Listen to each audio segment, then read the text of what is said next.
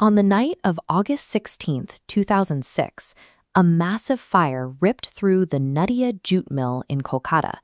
Before the blaze, this sprawling warehouse was a hub of intense industrial activity, packed with raw jute being processed by dozens of workers.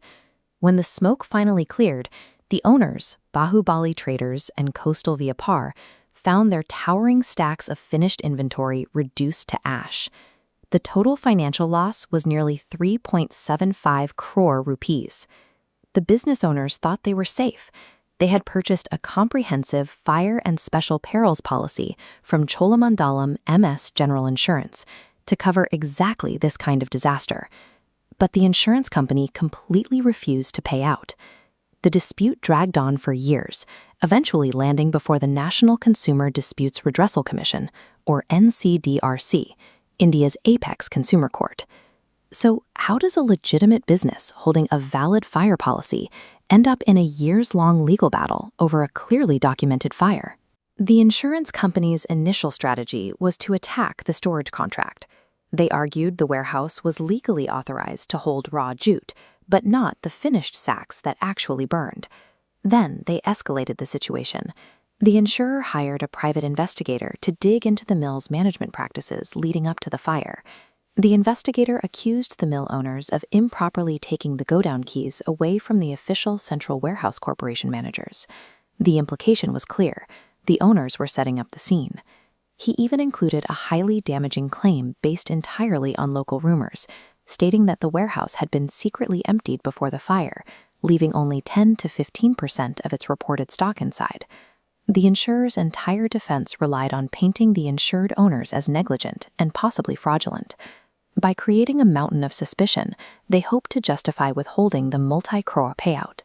Presiding member Justice V.K. Jain took a strictly methodical approach to the case, separating the actual physical evidence from the insurer's web of suspicion. He instantly dismissed the first defense.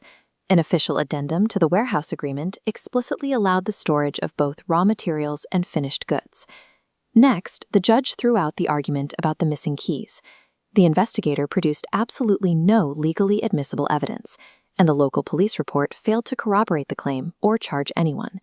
He also rejected the rumors of the secretly emptied stock. The judge noted sharply that suspicion cannot legally replace factual proof. The irony here is that the insurance company's own official surveyor had already verified the massive loss, confirming that the mill owners had provided all the necessary documents. Justice Jain explicitly validated the scale of the destruction. He confirmed the business owners had thoroughly and accurately proved their case. Based on the documented facts of the fire and the specific text of the insurance contract, the business owners appeared to have secured a complete, undeniable victory. But immediately after validating the massive loss, the judge announced he could not order the insurer to pay a single rupee.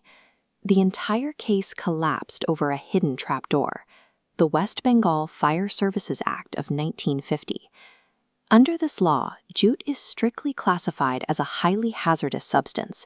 The law allows a tiny, license-free exemption limit of just 1,870 kilograms. That is completely dwarfed by the 5,000 metric tons the mill was actually hoarding inside the warehouse. To legally store that massive hazardous stockpile, the business owners were required to obtain a mandatory fire license from the local collector. They met or did. The owners argued desperately that this specific statutory requirement was never written into their insurance policy, so it shouldn't void their private contract. To answer that defense, we have to look away from the warehouse in Kolkata and turn to a critical precedent set by the Supreme Court of India. In a previous case called Narinder Singh versus New India Assurance, a man's insurance claim for a crashed car was denied simply because his vehicle lacked proper government registration. That ruling established a core legal principle. Breaking a mandatory statutory law automatically voids the protection of a related private insurance policy. Applying that precedent back to the warehouse fire, Justice Jain ruled that a fire license isn't a mere technicality. It ensures proper firefighting measures exist. Skipping it is a breach of the utmost good faith, the requirement for absolute honesty and transparency that governs all insurance contracts. With that, the final verdict was absolute. The complaints were dismissed, and the entire 3.75 crore claim was denied. Private contracts do not exist in a vacuum. If you ignore underlying statutory safety laws, your financial safety net will instantly vaporize, regardless of what your policy text actually says.